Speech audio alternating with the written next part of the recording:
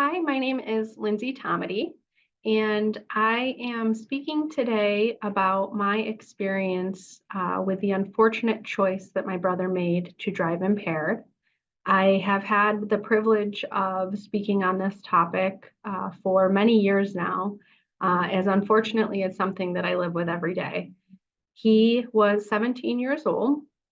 He was a senior in high school, and it was April of 2001 when he was having fun with his friends.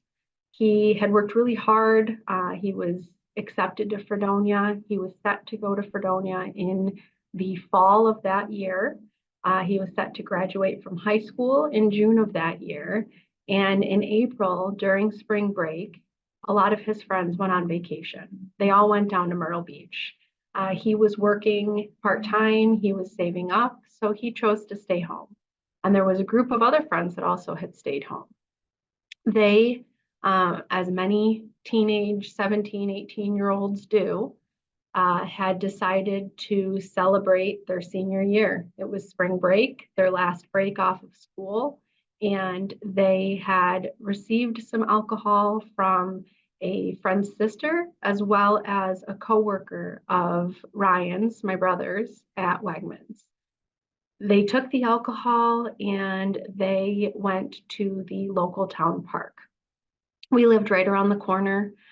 This was on 259 in Parma, and my brother was a senior at Hilton High School. He was with a decent sized group of friends, but enough friends that they actually had a plan. They had a plan to have a designated driver bring them home. They were drinking there for quite some time, and my brother had actually consumed a very large amount of alcohol because in my PTSD mental health struggles over the years, I tend to put a weird silver lining where it doesn't always make sense for some people. I often joke that if he drank just one more drink, he might have ended up with alcohol poisoning and things would have been completely different for me. But he didn't. He had drinking 9 beers and a bottle of Gatorade mixed with Absolute vodka. He was very drunk. The toxicology reports that my mom sought out afterwards showed that 2 hours after he died, he still was at 0.23% blood alcohol content. And so after drinking, he and all of his friends had their designated driver drive them home. And my brother was the first stop.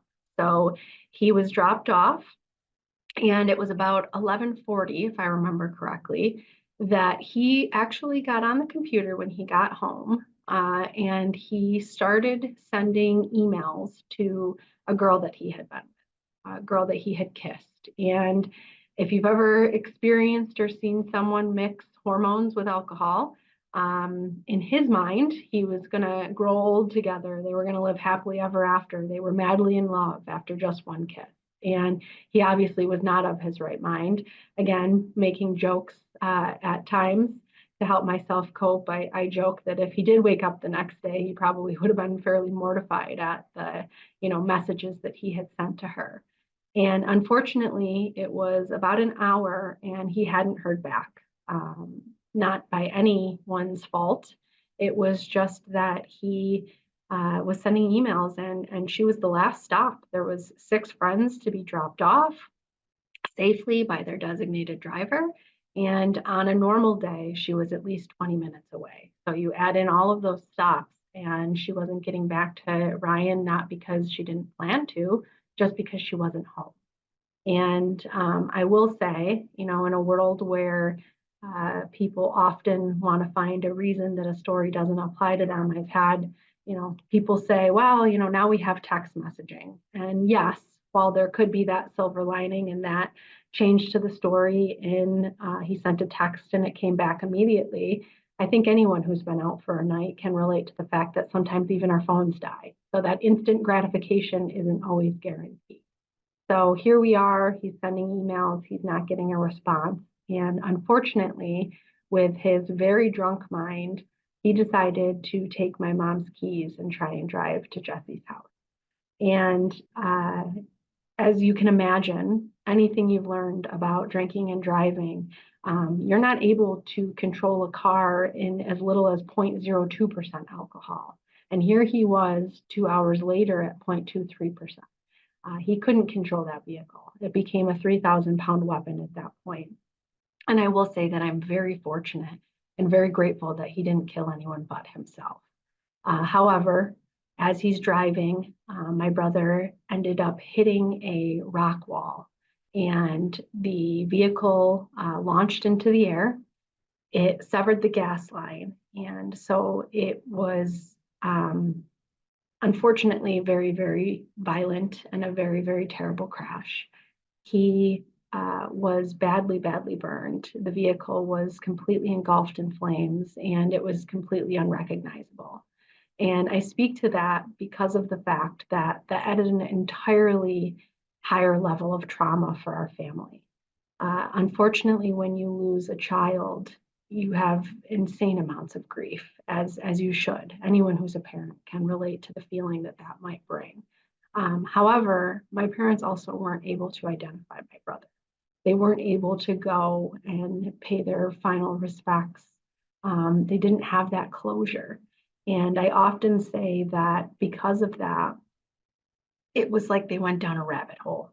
Like I said, my mom had toxicology reports, medical examiners reports. They had some of his personal belongings that were in the vehicle. Dental records were how they were able to identify him. And she never really came out of that rabbit hole. It was hard to come to terms with the fact that he was gone. And it was even harder to come to terms with that fact when he didn't have a physical evidence of him being gone. So unfortunately, this has brought on some serious mental health struggles for everyone in my family. When a teenager dies, it's like a ripple effect, and it just keeps going and going. And here I am 23 years later, almost to the day, April 20th of 2001. I've lived more life without my brother than I have with my brother.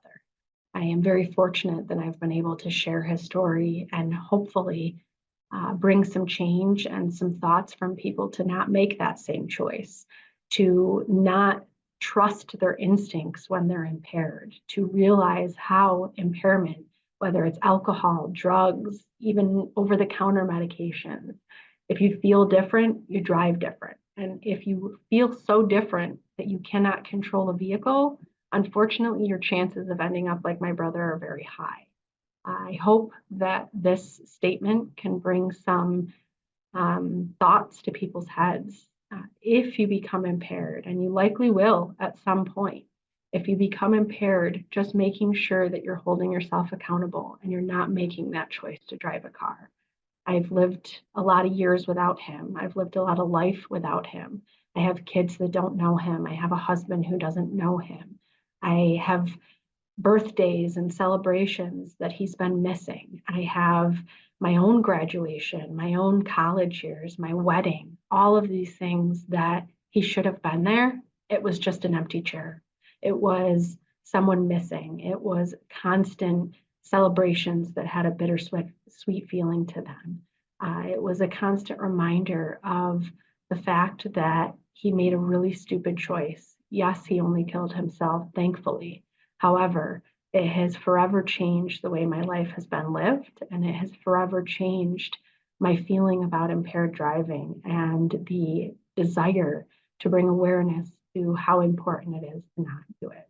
So I hope that his legacy can help bring some change, and that this can be helpful in whatever way possible to make sure that you put some more thought into that decision. Thank you.